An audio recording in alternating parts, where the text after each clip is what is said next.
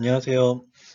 오늘은 10주차, 10주차는 아니죠. 이제 11주차인데 지난주에 이제 11주차인 줄 알고 이제 잘못 찍어가지고 11주차에다가 업로드를 하는 바람에 약간의 혼선을 준 거를 미안하게 생각합니다. 지난 시간에 이제 지난주까지죠. 31일까지 어, 31일까지 중간고사 레포트를 잘 제출해줬어요.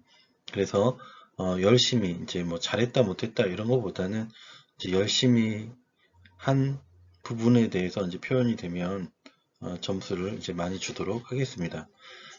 무엇보다도 성적보다도 더 중요한 거는 리더십이 얼마나 중요한지 여러분들이 조금 알았으면 좋겠어서 그렇게 해서 됐고요. 자, 리더라고 하는 거는 다양한 분야에 많은 리더들이 있어요. 그래서 이 리더라고 하는 사람들, 리더가 매우 중요한 역할을 하죠. 그래서 올바른 리더는 전체를 올바른 길로, 좋은 길로 인도를 하지만 그렇지 않은, 올바르지 않은 리더는 전체를 죽음으로, 고통으로 몰고 가기도 합니다. 그래서 단순하게 우리가 생각을 했을 때 리더십이라고 하는 거는 매우 중요한데 어떠한 리더십을 갖추어야 되느냐 하는 부분이 우리가 생각을 해봐야 될 것 같아요. 그래서 리더십이라고 하는 부분은 다른 사람들을 이끌어가는데 그 부분에 대해서 긍정적으로 좋은 방향으로 끌고 가려고 하는 부분의 리더십이 긍정의 리더십이라고 하는데 그 부분이 매우 중요한 것 같고, 그리고 여기 수업을 듣는 모든 친구들이 긍정적인 리더십을 발휘하는 그런 친구들이 되었으면 좋겠어요.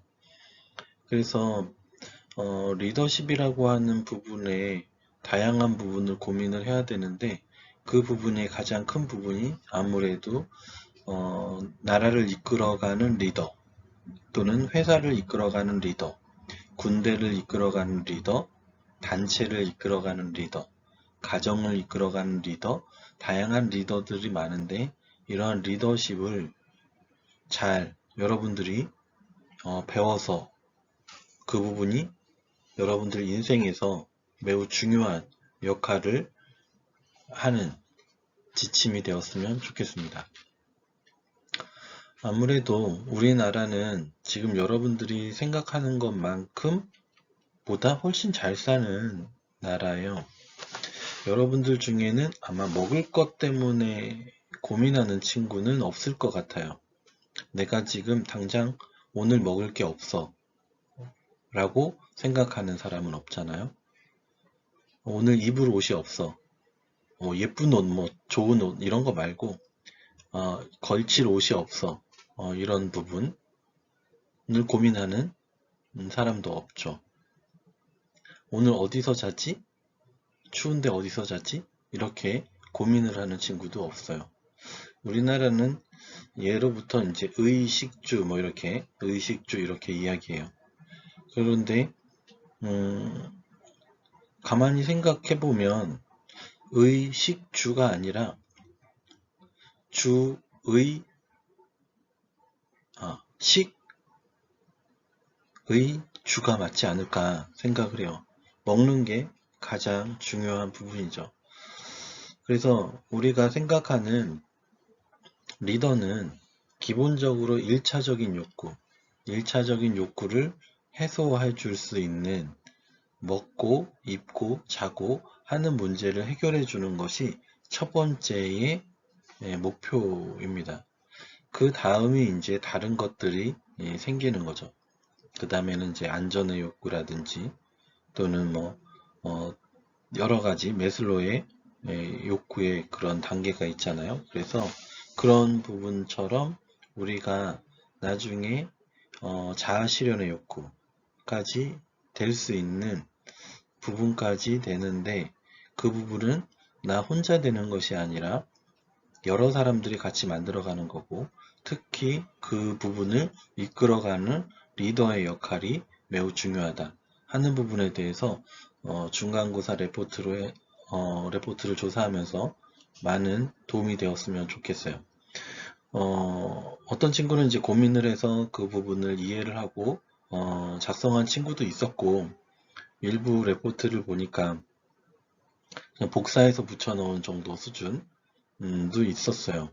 그래서 그렇게 하지 않고 여러분들이 이제 하루 동안 살아가는데 이렇게 레포트 하는 시간만큼이라도 좀 이렇게 생각할 수 있는, 깊이 고민해 볼 수 있는, 사고해 볼 수 있는 그런 시간이 되었으면 좋겠다 라고 생각을 하고요. 지금이라도 다시 한번 더 찾아보고 고민해 보면 좋을 것 같습니다. 그리고 여러분들도 잘 알겠지만 꼴등을 하다가 공부를 하는데 꼴등을 하다가 1등 하는 거는 매우 힘들죠.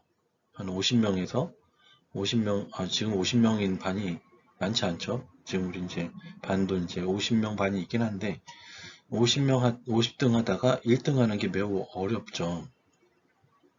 내가 정말 가난한데 우리 동네 50가구가 사는데 제일 가난한데 제일 부자가 되는 거, 이것도 쉽지 않아요. 우리나라가 200여 개 나라 중에서 거의 꼴등의 수준에 있는 나라였는데 10등까지 왔다는 것은 굉장한 발전이죠. 그래서 그렇게 한다는 것 자체가 그냥 되는 것 같진 않아요.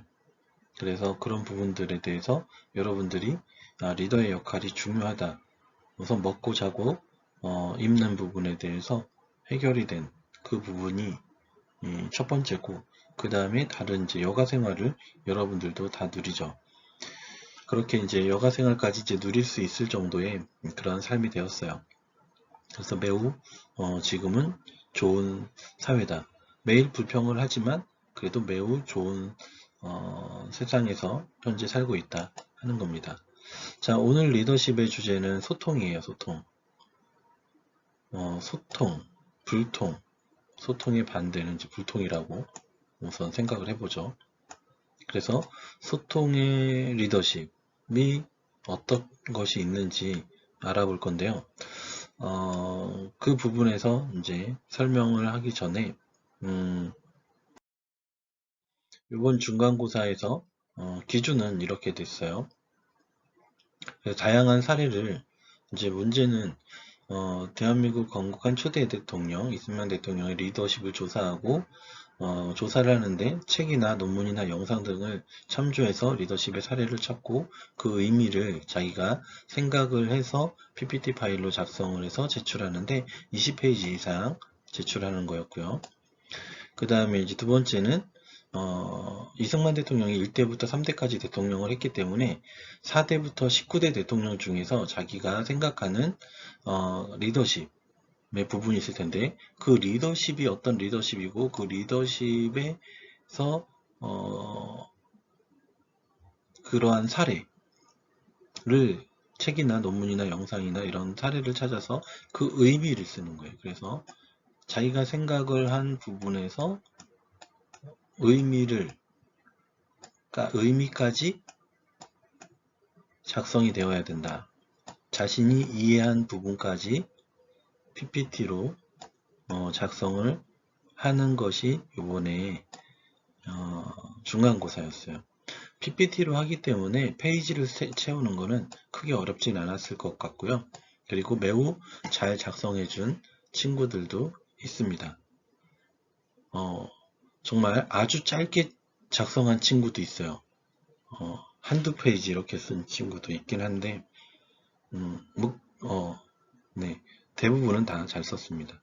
그리고 이제 제출 기한은 이제 10월 말까지 기간을 줬고, 밤 12시, 그러니까 저녁 12시까지 제출하면 됐고요. 그래서 뭐 11시 59분 59초까지 되겠네요. 그렇게 해서 제출했는데, 제출은 이메일로 제출하라고 그랬어요. 그리고 이메일이 안 보인다고 그래가지고 다시 한번 이렇게 해서 올렸었고요. 문자나 또는 쪽지로 준 친구들한테는 다시 이렇게 메일 주소를 다시 알려줬습니다. 그래서 이렇게 메일 주소로 작성을 해서 제출을 했는데 이런 기준을 가지고 점수를 채점을 합니다. 이해가 됐을 거라고 생각하고요. 한 가지 궁금한 게 있는데 그 부분이 뭐냐면 지금 여기 있는 친구들은 전기공학과의 위태용 학생, 그 다음에 전기공학과의 유태호 학생, 그리고 전기공학과의 이종석 학생, 그 다음에 건축학과의 방수민 학생, 전기공학과의 김민호 학생, 그 다음에 전기공학과의 박기웅 학생, 전기공학과의 박기현 학생, 전기공학과의 박현수 학생, 전기공학과의 방호인 학생이 있는데 메일이 안 들어온 거예요. 그래서 메일을 잘못 써가지고 다른 데로 갔을지도 모르니까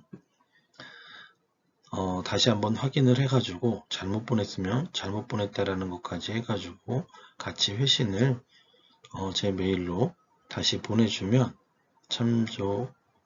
참조해서 채점을 하도록 하겠습니다. 그래서 생각보다 많은 학생들이 지출이 누락이 됐죠.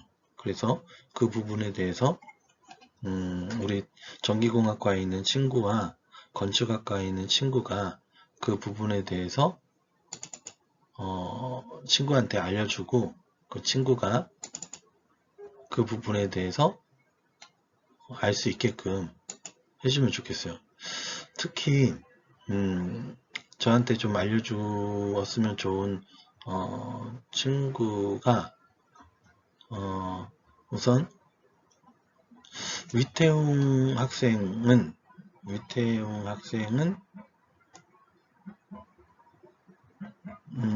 연락처를 알면 연락처를 좀 알려줬으면 좋겠어요. 그리고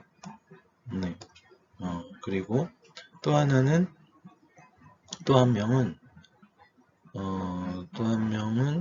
박기웅 학생, 전기공학과의 박기웅 학생. 이 친구도 박기웅 학생하고 위태용 학생은 한번 연락을 해주고요. 여기에 대해서 과 대표가 있으면 저한테 문자나 연락이나 쪽지나 이렇게 줬으면 좋겠습니다. 자, 이렇게 되고요. 자, 이렇게 해서 이제 친구들이 좀 주변에 다른 친구들한테 좀 알려서 줬으면 좋겠다 라고 생각합니다. 자, 소통이라고 하는 거는 여러분들도 소통이 매우 중요하죠. 어떤 것이 막히지 않고 잘 통한다라는 의미를 가지고 있어요. 그래서 소통이 잘 되는 사람과 친하게 지낼 수 있죠. 그리고 그 사람하고 이야기를 하면 편하죠. 그래서 친구 간에도 이야기가 소통이 잘 되는 친구하고 놀아요. 여러분들도 친구들하고 놀 때 소통이 잘 되는 친구들하고 놀죠. 그래서 소통이 잘 된다 하는 거는 매우 중요한 능력 중에 하나입니다. 그래서 소통을 잘해야 사실 리더십을 발휘할 수 있어요. 무조건 힘이 세다고 해가지고 리더십을 발휘할 수 있는 건 아니죠. 소통을 잘 하는 것이 올바른 방향으로 가는데도 매우 중요한 부분입니다. 우리 친구들은 아직 이제 어리니까, 젊으니까, 모르지만, 예전에 돌아보면, 초등학교, 중학교, 고등학교 때 대화를 많이 한, 소통을 많이 한 친구와 친하게 지내요. 그쵸?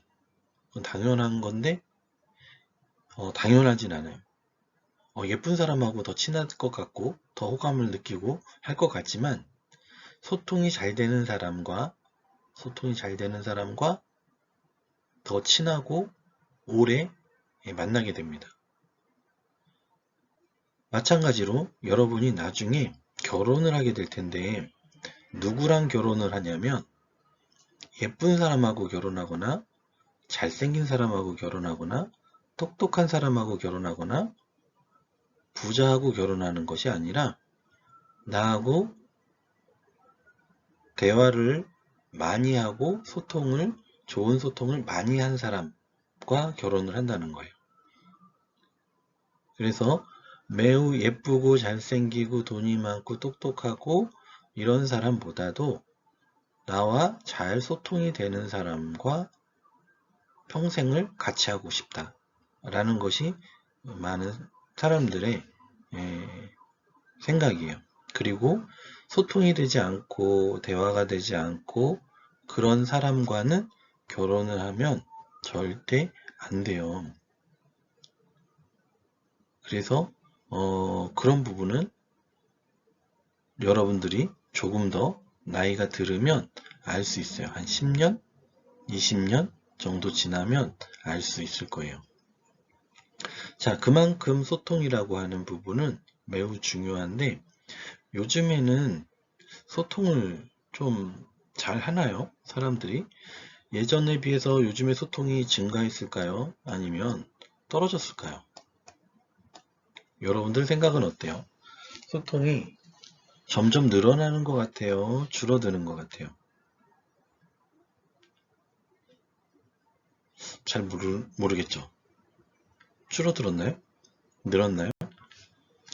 자, 그 부분은 요즘에 원래는 전통적으로는 이렇게 가까이서 대화를 하고 스킨십을 하고 여러 가지 챙겨주기도 하면서 많이 친하게 지냈었어요. 이렇게 해서 실질적으로 소통하는 부분이 많았는데 요즘에는 이렇게 대화를 하고 만나고 이렇게 하는 부분이 많이 줄었어요. 왜 많이 줄었을까요? 이렇게 하기보다는 요즘에 많이 준 이유가 스마트폰이라고 하는 부분이 등장을 했죠. 또는 통신의 기술이죠. 통신의 기술. 통신의 기술이 발전을 했고, 그 다음에, 이동할 수 있는 수단들도 많이 늘어났어요. 그래서, 다양한 모빌리티들이 증가를 했죠. 다양한, 이동수단들이 증가를 했어요.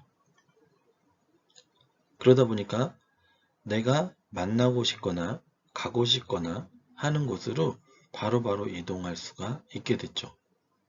그리고 통신이라고 하는 부분이 생기면서 언제 어디서나 소통을 할 수 있는 채널이 만들어졌다는 겁니다. 그걸로 인해서 다양한 변화가 생겼는데 이런 것들이 증가하면서 다양한 이제 플랫폼들이 이제 증가를 하게 됐죠. 그래서 플랫폼들이 증가가 됐고 그 부분들이 되면서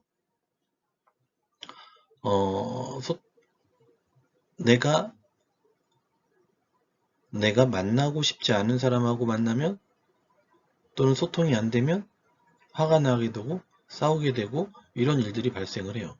그래서 소통이 잘 안 되면 화가 나기도 하고 의견이 안 맞으면 싸움도 되고 이렇게 되는데 자 이렇게 다양하게 싸우게 되는 것도 서로 소통해가는 과정이죠. 소통하는 과정. 긍정적인 소통도 있고 부정적인 소통도 있어요. 그래서 긍정적인 소통과 부정적인 소통 그 부분에서 우리는 다양한 좋은 올바른 방법에 대해서 깨닫게 되는 거죠. 사람은 사람들과의 소통, 부딪힘 또는 갈등, 스트레스 이런 거를 통해서 조금씩 배려할 수 있는 것과 양보할 수 있는 것과 이해할 수 있는 폭이 늘어나게 돼요. 그렇게 되는 것이 하나의 소통이다라는 거예요. 여러분들은 지금 학생이지만 여러분들이 부모가 아니니까 부모의 입장이 안 되어 봐서 부모의 입장을 100% 이해하는 건 어렵죠. 그거는 여러분들이 그때 되면 알 수 있는 일들이에요. 그래서 우리는 다양한 경험을 해야 되는데 그 경험이 올바른 소통을 통해서도 발생이 되고 올바르지 않은 소통으로 인해서 갈등을 일으켜서 또 배우게 된다 하는 겁니다. 그렇지만 당연히 올바르지 않은 소통은 올바른 소통 쪽으로 바뀔 수 있게끔 하기 위해서 하는 거죠. 자, 요즘엔 특히 이제 스마트폰이라는 게 생기면서 사람들이 이제 대화를 하기 시작을 했어요. 소통을 하기 시작을 했죠. 이런 통신 매체들을 가지고 이런 이제 셀폰들을 가지고 이제 소통을 하게 됐는데 이렇게 소통을 하면서 어떤 문제가 발생했냐 하면 참지를 못하는 지루하거나 소통이 안 되거나 하는 부분은 참지 못하는 현상이 발생했어요. 그래서 내가 소통하고 싶은 사람하고는 소통하지만 그렇지 않은 사람하고는 소통을 안 하고 빨리 끊게 되고 종료하게 되고 이렇게 되죠. 이렇게 되는 거는 사람들이 내가 원하는 것만 한다는 거죠. 좋은 것만 한다는 거예요. 내가 하고 싶은 것만 한다라는 거죠. 그래서 조금 힘들거나 조금 갈등이 있거나 스트레스가 되거나 이렇게 되면 그 부분에 대해서는 절대 하지 않으려고 한다거나 회피한다거나 하는 거죠. 그것이 이제 이런 모바일 기기가 생기면서 더 확산이 되고 있고 그 확산된 결과로 인해서 더 이제 이해의 폭이 줄어들게 됐어요. 그래서 사람들은 이제는 친한 사람하고만 친한 거죠. 예전에는 공동체 생활이었기 때문에 친하지 않아도 같이 지내야 되는데 지금은 그렇지 않고 싫은 사람하고는 이제 안 만나는 거예요. 그리고 더욱이나 이제 코로나가 되니까 학교도 잘 안 가잖아요. 그러니까 보고 싶지 않은 사람과는 아예 이렇게 보지 않게 되는 게 더 자연스럽게 됐죠. 보고 싶은 사람하고 만나서 커피숍 가고 PC방 가고 뭐 이렇게 하는 형태가 되고 밥 먹으러 가고 이렇게 되죠. 그리고 뭐 지금도 제 영상을 듣는 친구도 있지만 또는 이제 이거 듣기 싫어 라고 해가지고 안 듣는 사람도 있을 거예요. 건성으로 듣거나 틀어만 놓거나 이렇게 할 수도 있겠죠. 어쨌든 그것이 요즘에 이런 스마트 기기들이 발생을 하면서 더 강화가 되고 있다 하는 부분이 현재의 소통의 트렌드 또는 변화가 발생하고 있다 이렇게 볼 수 있습니다. 그래서 여러분들은 요즘의 세상을 어떻게 보고 있나요? 올바른 방식이라고 생각을 하나요? 아니면 그렇지 않다고 생각하나요? 아니면 현재가 예전보다 훨씬 좋다고 생각하나요?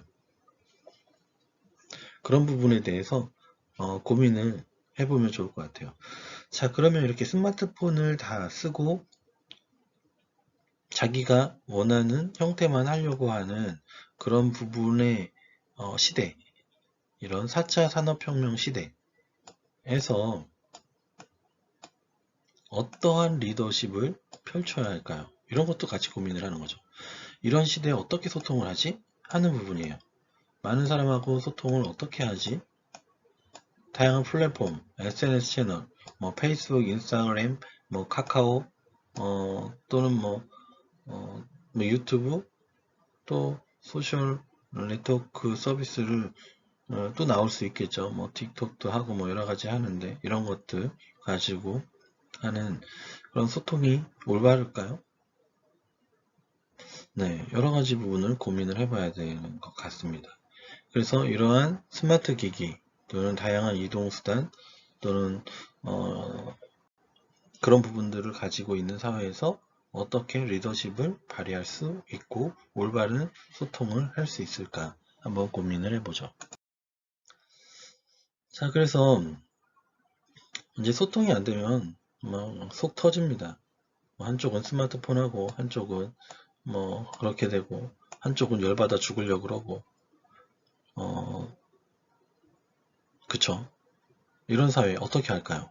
여러분들은 이러한 사회를 어떻게 해야 올바른 소통을 올바른 리더십을 발휘할 수 있을까요?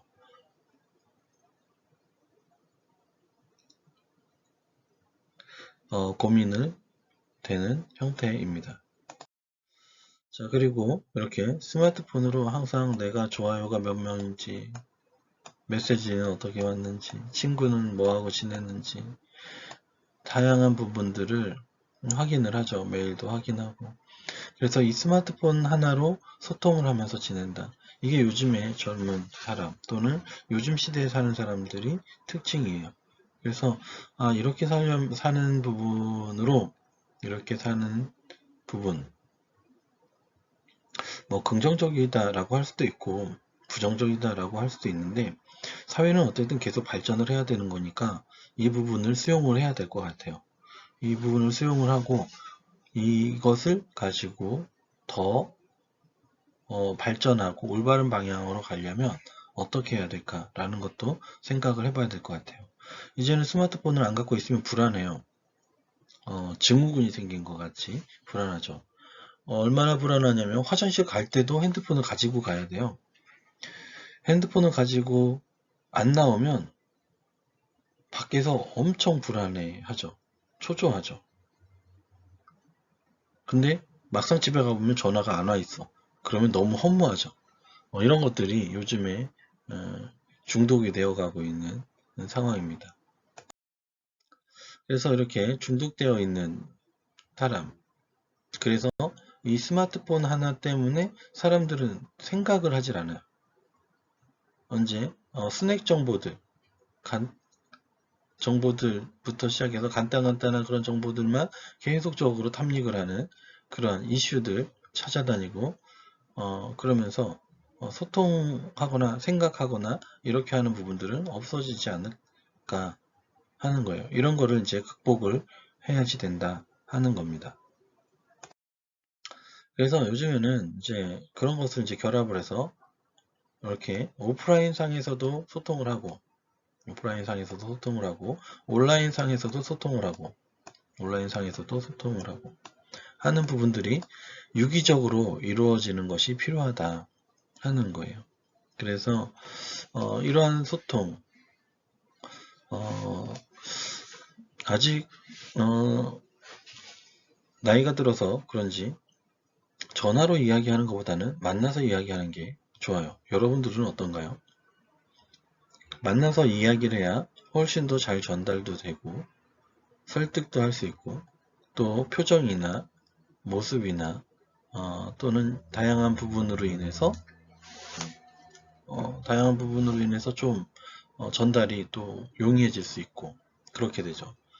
자, 이렇게 해서 소통이 더 원활하려면 보면서 얘기하는 게 가장 소통이 잘 될 것 같아요. 근데 상대방이 막 인상을 찌푸리거나 그러면 더 스트레스가 받을 수는 있을 것 같아요. 전화통화보다는 더 스트레스 받을 수 있지만, 그래도 무엇인가를 소통을 해야 된다면 보고 하는 것이 좋다 하는 것이 개인적인 생각이에요. 그렇지만 뭐 그렇지 않더라도 이런 채널들을 다양하게 이용을 해서 소통하는 것이 중요하다라는 겁니다.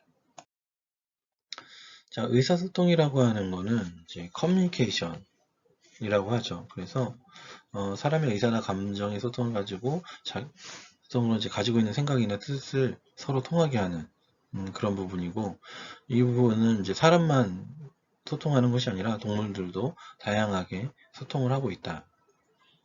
그래서 이제 소통이라고 하는 거는 기본적으로 자기 자신과의 소통도 있어요. 자기 자신과의 소통, 내재적인 의사소통이죠. 그 다음에 다른 사람과의 소통을 인적 교류라고 그래요.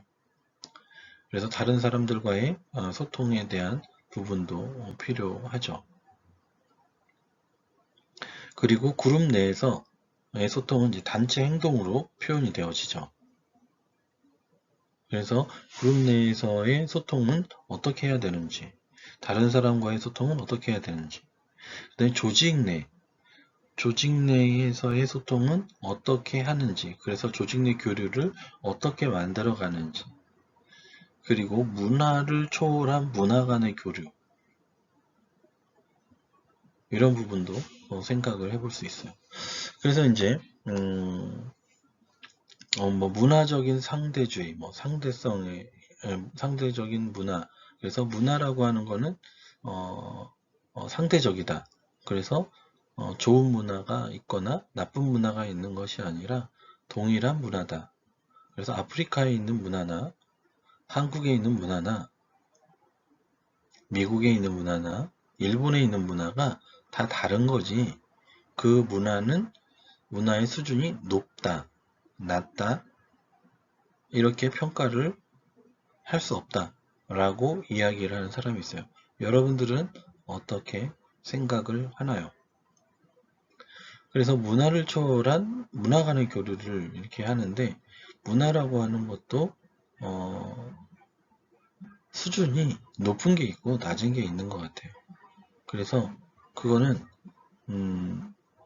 여러분들이 다른 나라에 가보면 알 수 있어요. 뭐 다른 나라 다 가봤겠지만, 뭐 예를 들어서 뭐 동남아에 뭐 베트남을 간다든지, 아니면 태국을 간다든지, 인도네시아를 간다든지, 이러면 뭐 중국에 뭐 가본다든지, 그러면 문화 차이가 느껴지죠. 얘네는 이렇게 문화 수준이 낮아 라는 게 바로 생각이 들죠. 그래서 문화는 수준이 높은 게 있고 낮은 게 있다 말하고 할 수 있어요. 그래서 그런 이제 의사소통도 마찬가지로 높은 수준의 의사소통이 있고 낮은 수준의 의사소통이 있다 하는 거예요. 그래서 소통이라고 하는 거는 고급적인 소통이 있고 그렇지 않은 낮은 수준의 소통도 있다 하는 거를 여러분들이 이해를 하면 좋을 것 같고요. 이 소통이라는 것이 얼마나 중요하냐면, 이 소통이라는 부분이 가치가 매우 높기 때문에 이 소통을 높일 수 있는 채널을 만들어서, 플랫폼을 만들어서 뭐 페이스북이라든지 또는 뭐 구글이라든지 또는 뭐 트위터라든지 뭐 인스타그램이라든지 뭐 요즘에 더 많이 나와 있는데, 이런 여러 가지 부분들이 다 소통을 위한 것들이죠.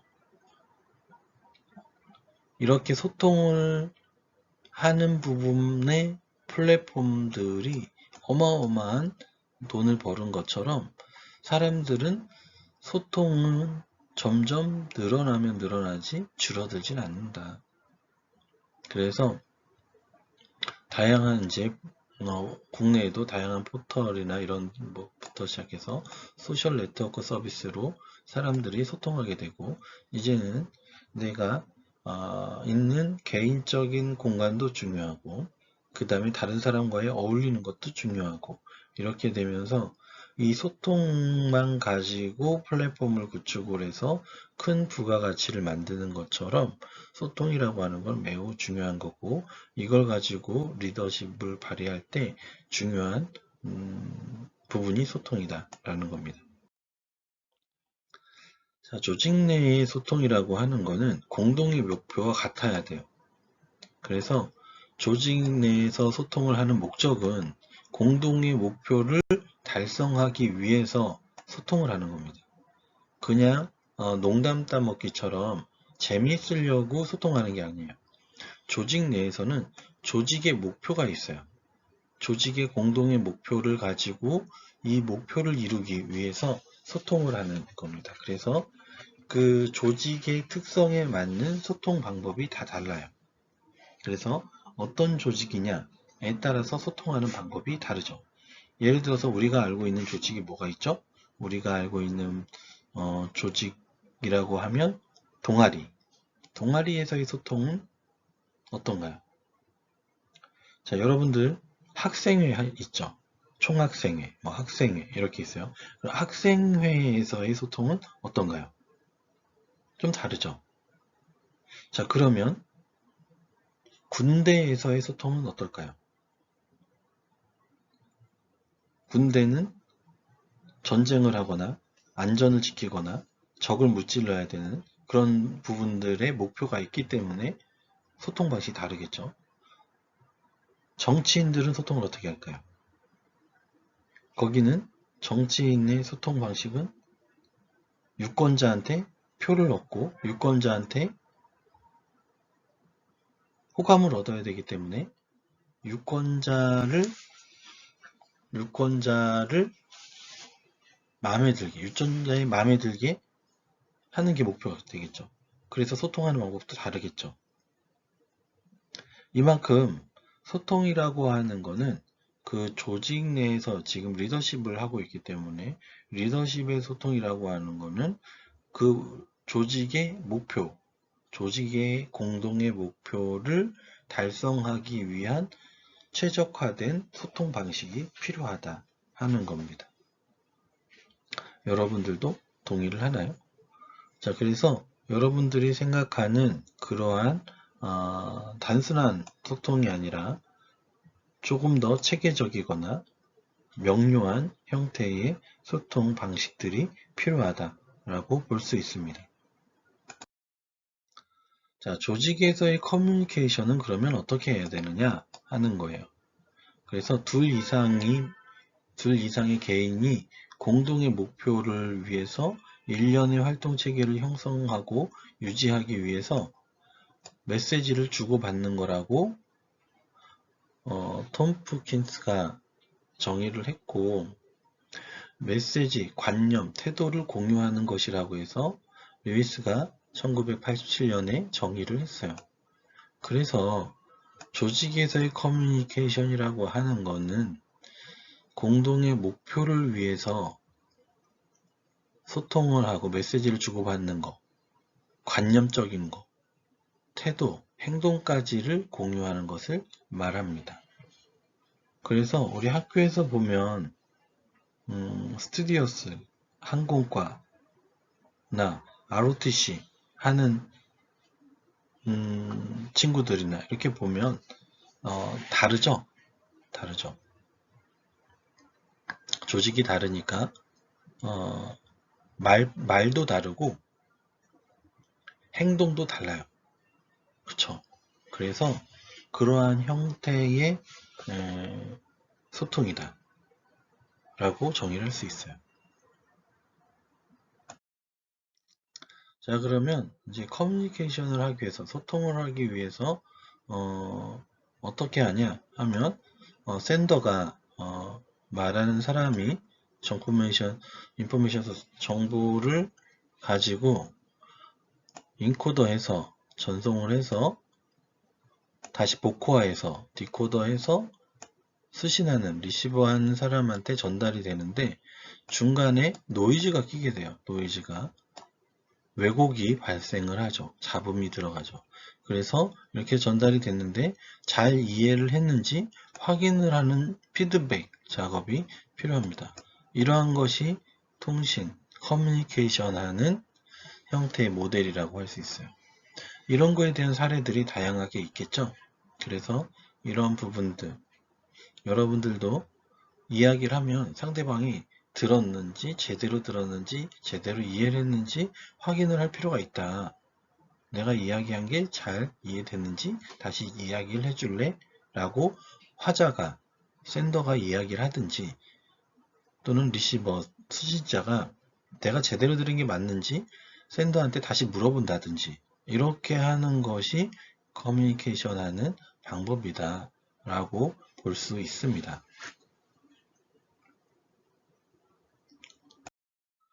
자, 소통을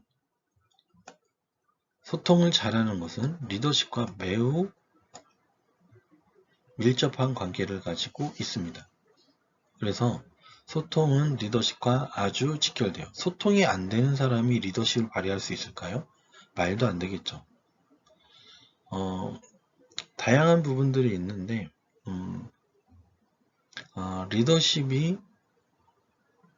리더십을 발휘 못하는 부분 중에 하나는 소통을 못하기 때문이다 라고 해도 과언이 아닙니다. 그래서 소통은 리더십과 매우 중요하다라는 걸 이해하시면 되고요.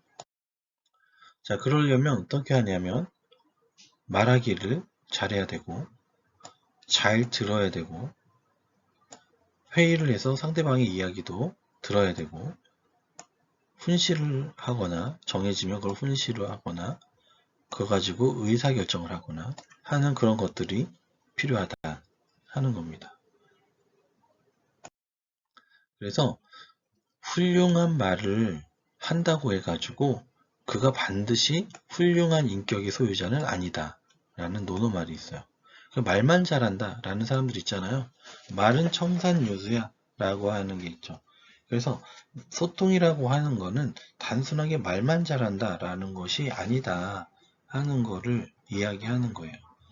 한비자에는 겉보기는 그럴싸한데 속은 텅 비어있다 라고 이야기를 해요. 그래서 그렇게 이야기하는 것도 있고, 자, 못된 사람일수록 듣기 좋은 말을 잘한다 라고 이야기를 해요. 못된 사람일수록 듣기 좋은 말. 그 상황을 넘어가기 위해서 임시방편적으로 말을 하기도 하죠. 논어에 보면 의지가 굳고 꾸밈이 없으며 말이 없는 게 인에 가깝다 라고 이야기를 하고요. 18사략에 보면 정치는 말로 하는 게 아니라 능력껏 실행하는 것이다 라고 이야기를 합니다. 그만큼 말은, 소통은 힘이 있으려면 그 결과도 따라야 된다. 실행이 되어야 된다. 약속을 지켜야 된다 하는 부분입니다. 자, 그래서 경청이라고 하는 부분은 매우 중요한 거예요. 소통을 잘하는 가장 좋은 방법은 잘 듣는 겁니다. 경청이라고 하는 뜻은 귀를 기울여 듣는다 라는 거예요. 여러분들은 평소에 친구들과 만나면 말을 많이 하는 편인가요? 듣는 것을 많이 하는 편인가요? 잘 듣는 사람이 친구가 많아요.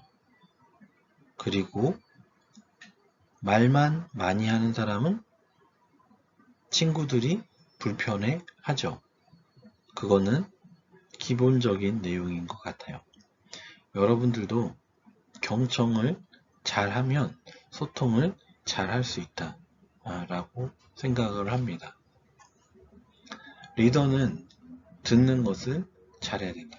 그래서 사람은 왜 입이 하나고 귀가 두 개일까요?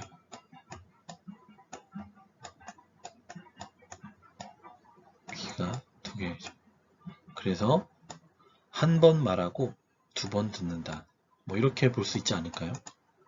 그래서 말하는 것보다 듣는 것이 더 중요하다라는 겁니다. 자, 그래서 효율적으로 이제 의사소통을 하려면 회의를 하게 되는데 효율적인 회의 진행 방식은 여기서 잘못 썼는데 여기는 비효율적인 방식이고 여기는 효율적인 회의 진행 방식입니다. 자, 비효율적인 회의 진행 방식은 회의 시간이 너무 지나치게 길어. 그러면 안 되겠죠. 그리고 회의를 하고자 하는 의제가 불명확하면 비효율적이겠죠. 회의를 하는데 몇몇 사람이 큰 소리 내면서 자지우지 다 해. 다른 사람 말도 못하게. 그러면 회의가 회의 같지 않겠죠. 회의를 하는데 그 당사자들, 핵심 인사들이 참석을 안 해. 그러면 그 회의가 아무리 이야기를 잘한다고 해서도 효율적이다 라고 할 수가 없겠죠. 실행 계획을 도출하는데 실패. 그러면 회의한 의미가 하나도 없죠. 회의는 열심히 했는데 결론이 없어. 그러면 비효율적인 회의 진행 방식이다. 그래서 리더는 효율적인 방식으로 회의를 진행할 필요가 있다. 그래서 효율적인 회의 진행 방식은 확실하게 회의 준비를 해야 되고 회의를 하고자 하는 주제나 의제가 명확해야 되고, 그때그때 맞춰서 탄력적으로 운영할 수 있어야 되고, 핵심 인사들을 참석을 해서 의견을 수렴을 해야 되고, 실행 계획을 도출을 하고, 실행할 수 있는 실행 계획이죠. 그리고 실질적인 대안을 도출할 필요가 있다 하는 겁니다. 이렇게 됐을 때 효율적인 회의 진행 방식이 된다라고 볼 수 있습니다. 자, 리더의 유형별로 의사결정 방식이 있는데, 리더의 유형을 5가지로 나눠보면 독재자형, 훈계자형, 의견 수렴형, 완전 합의형, 자유방임형, 이렇게 구분을 해볼 수 있을 것 같아요. 그래서 독재자형 같은 경우는 의사결정이 매우 신속하죠. 현대의 정주영 회장 같은 스타일이 거의 뭐 독재자 같은 스타일인 것 같아요. 장점은 매우 의사결정이 빠르고 추진력도 좋다 하는 부분이 있고요. 단점은 추종자들의 의견이 배제될 때가 많아요. 그리고 리더의 선호도가 조직 전체의 의사로 되어서 왜곡될 수도 있다 하는 부분입니다. 두 번째는 훈계자형 의사결정이 있어요. 추종자들을 그냥 훈계를 하면서 설득을 해요. 뭐 어떻게 보면 그게 장점일 수도 있고, 단점으로 보면 리더가 설득을 하니까 전체가 왜곡될 수도 있고, 추종자들을 훈계한다는 느낌이 들어서 기분이 나빠서 할 수도 있고, 이런 것들이 단점이 될 수 있고요. 의견 수렴형은 의사결정 전에 구성원들의 의견을 수렴을 하는 게 장점이고, 대신에 시간이 오래 걸리는 게 단점이에요.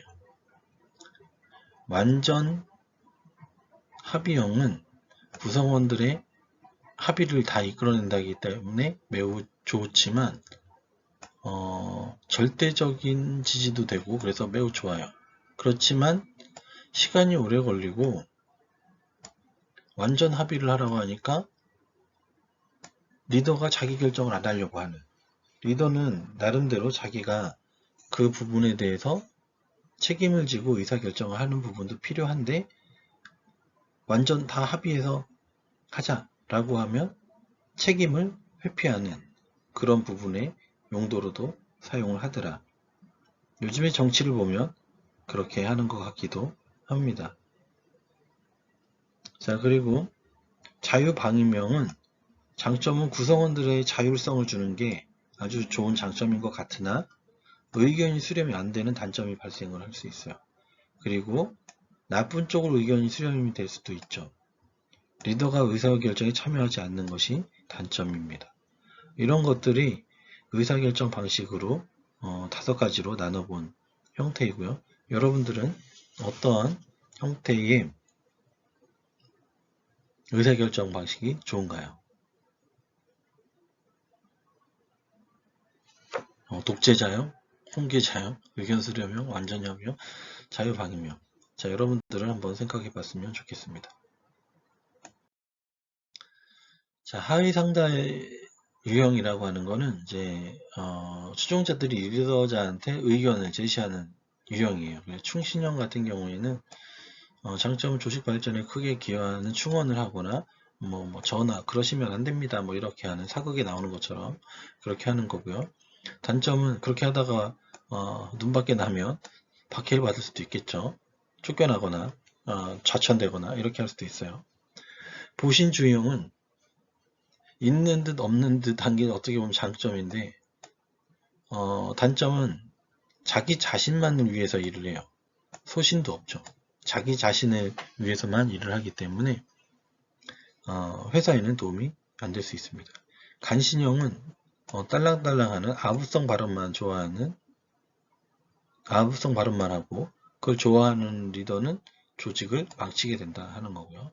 신뢰형은 리더의 자존심이 상하지 않게 자신의 의견을 개진을 하고 충성심과 신뢰를 갖고 있는 게 장점이고, 리더가 부당하게 한 경우 사표를 던질 수 있다 하는 게 이제 신뢰형의 그 충성스러운 분들의 특징입니다. 자, 소통은 리더와 추종자 간의 연결고리가 되고요. 소통 과정에서 논리적이고 합리적인 의사결정을 가능하게 하고, 소통이라고 하는 거는 말하는 사람하고 듣는 사람의 행동을 규제하거나 하는 효과가 있어요. 그래서 소통이라고 하는 거는 이래서 중요하다 하는 겁니다. 자, 그럼 소통을 하려면 우선 말을 잘해야 돼요. 말을 잘한다. 말만 잘한다는 건 아니에요. 그래서 스피치, 여러분들은 스피치를 수업에 있었으면 스피치를 해봤을 텐데, 스피치는 매우 중요합니다. 여러분들이 앞으로 직장에 들어가거나 사업을 하거나 공무원이 되거나 뭐 NGO에 가거나 다양한 부분을 할 텐데, 그럴 때 말을 하거나 자신의 의견을 발표를 해야 돼요. 그런 스피치 매우 중요하죠. 자, 스피치를 할 때 어떤 부분이 중요할까요? 우선 중언부언하면 안 되죠. 그래서 명확한 말을 해야 되고, 쉽게 말을 할 수 있어야 되고, 전달력도 좋아야 되고, 목소리에 신뢰감이 가게끔 힘도 있어야 됩니다. 비속어나 비방어나 부정적인 말은 삼가하고, 긍정적인 말과 희망적인 말을 쓰면서 조직을 이끌어갈 수 있는 공통의 메시지를 담고 있어야 되죠. 이런 것들이 스피치인데, 이런 스피치는 금방 되지 않고 나름대로 연습을 해야만 그 부분을 수행할 수 있다 하는 겁니다. 여러분들은 스피치를 한번 연습을 해보면 좋을 것 같아요. 한번 친구들 앞에서든지 단체에서든지 어디서든지 학교에서든지 스피치를 해보는 것이 중요하다라는 겁니다. 요즘에 특징을 보면 회사에서 진급을 할 때 발표를 못하고 스피치 못하면 진급을 못해요. 고위직으로 갈 수가 없어요.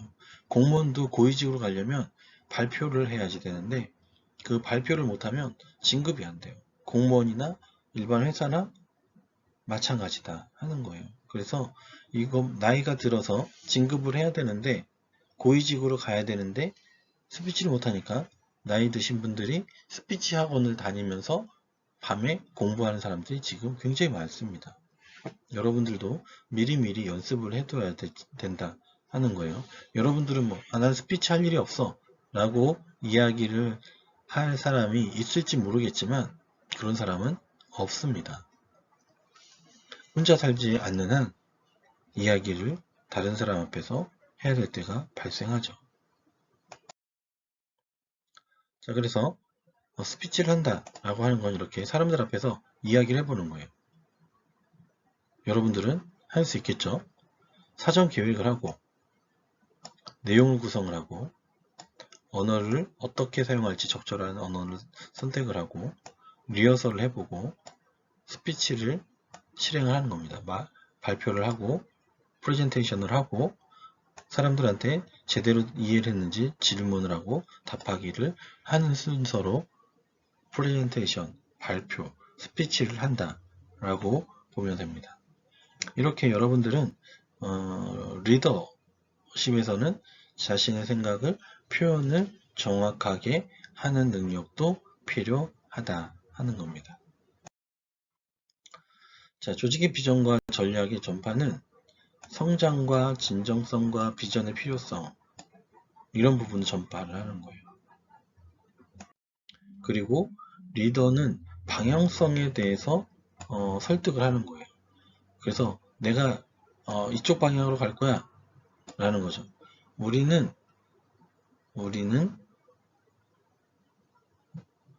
국민소득이 10만 불이 되는 나라를 만들 거야 라는 10만 달러가 되는 소득을 갖는 그러한 민족이 될 거야. 그런 나라가 될 거야. 라는 방향성을 정했다. 라고 하면 거기에 관련된 증거를 제시하고 대의와 이념, 신념, 영감적 요소를 가지고 설득을 해야 되고 어떤 부분에 혜택을 줄 건지 또는 개인적인 친분을 가지고 설득을 한다든지 하는 부분들이 필요하다. 그래서 이렇게 10만 달러 가기 위해서 우리는 지금은 조금 전략하고 더 늦게까지 일해야 되고 더 공부를 해야 되고 하는 부분을 이야기를 할 수 있습니다. 그리고 피드백과 코칭은 구성원의 평가를 하는데 이거는 왜 하냐면 구성원을 육성하거나 인력전의 품질을 향상하거나 부정적인 피드백에 그걸 해야 되는데 그건 좀 어려운 부분이 있어요. 그래서 개선해야 될 점이나 잘못된 행동이나 고쳐야 할 사고방식 등을 이야기를 하죠. 이런 부분들이 있다 하는 부분입니다. 코칭을 할 때 주의사항이 있는데 구성원을 가르치려 하지 않아야 되고요. 도전적인 질문을 통해서 스스로 깨닫게 해야 되고요. 코칭을 받는 사람의 말을 경청하고 인정해야 되고요. 원하는 것을 파악하고 코칭을 받을 주제를 선택을 하고 하나하나 차근차근 주제를 다뤄나가는 게 중요하고요. 코칭을 하고 제시된 사례를 공유해야 되고요. 조언이 필요한 경우 구성원의 동의를 구한 후 조언을 해야 되고요. 도전적인 목표나 개선된 행동의 변화를 요구를 해야 돼요. 자, 이런 것들은 코칭을 할 때 주의사항인데 코칭에 대해서는 다음번에 시간이 되면 조금 더 자세히 설명을 하도록 하겠습니다. 그리고 코칭이라고 하는 거는 직접 해봐야 돼요. 이렇게 말로 듣는 것보다는 해보는 게 매우 중요한데 그러면서 서로 간에 도움이 되고 한다 하는 겁니다. 자, 그리고 나서 또 중요한 건 협상이죠. 어떠한 것을 이루어내는 내가 원하는 것을 이끌어내는 능력, 이걸 협상이라고 해요. 자, 여러분들은 협상을 어떻게 하나요? 협상은 내가 다른 사람을 이긴다. 이 개념은 아니에요. 협상이라고 하는 거는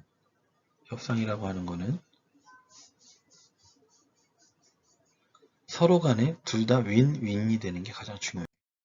그래서 성공적인 협상이라고 하는 거는 사람과 문제를 분리해서 이야기를 해야 되고 협상의 초점은 주장하기 위한 것이 아니라 이해를 얻어내는 것이 중요하고요. 상호 윈윈할 수 있는 대안을 찾는 것이 좋고요. 상호 동의 가능한 객관적 기준을 끝까지 적용을 해야 돼요. 그래야 동의를 할 수 있죠. 그래야 기분이 안 나쁘죠. 그렇게 된다라는 겁니다. 아까 설명한 대로 중간고사 부분에 대해서 우리 친구들 레포트가 안 들어온 것 같은데 한번 확인을 해주면 좋겠다 하는 부분입니다. 다시 한번 이름 확인해 주고요. 그리고 우리 전기공학과나 건축공학과 친구들 아는 사람 있으면 저한테도 알려주고 우리 친구들한테도 알려줬으면 좋겠습니다. 자, 그러면 토론 양식인데요. 이제 과제입니다. 과제. 자, 우리가 이제 2시간 수업인데 지금 이제 1시간 수업을 하는 거니까 나머지 1시간 동안 간단하게 써서 카페에 올리면 될 것 같아요. 자, 소통하는 리더와 소통하지 못하는 리더에 대해서 토론을 하는데 여러분들 친한 사람하고 토론을 하면 좋을 것 같아요. 그래서 토론자 이름을 쓰고 그래서 이제 왜 소통 못하는 리더는 어떤 스타일이고 소통을 잘하는 리더는 어떤 스타일이다 라는 거를 자기가 생각한 것들을 한번 다양하게 이야기를 해보면 좋을 것 같아요. 사례를 들어서 이야기해보면 더 좋죠. 사례. 그래, 사례를 들어서 해보면 좋겠다. 그리고 거기에 대해서 느낀 점을 써보면서 한번 소통이라고 하는 것이 단순간에 늘어나진 않지만 한번 여러분들이 고민을 하고 또 이야기를 해보고 다른 사람들의 생각도 들어보는 그런 시간이 되었으면 좋겠고요. 그 다음에 18번 양식지에 보면 상황별 자신의 소통 의지를 측정해 보는 건데 집단 토론에 대한 상황을 만들어 보고 자기가 소통을 희망하는 비율과 평균 비율 이런 것들을 한번 해가지고 점수를 내보는 거예요. 그래서 책으로는 174쪽, 175쪽에 있습니다. 그래서 174쪽과 175쪽에 5페이지에 내용이 있으니까 그걸 참고해서 점수 내고 작성을 해가지고 올려주면 될 것 같습니다. 이렇게 해서 오늘은 소통의 중요성에 대해서 이야기를 했고요. 우리가 나중에 성공을 하려면 소통을 잘하는 사람이 돼야 되는데 그 부분에 대해서 작은 모티브, 작은 씨앗이 되었으면 좋겠습니다. 감사합니다.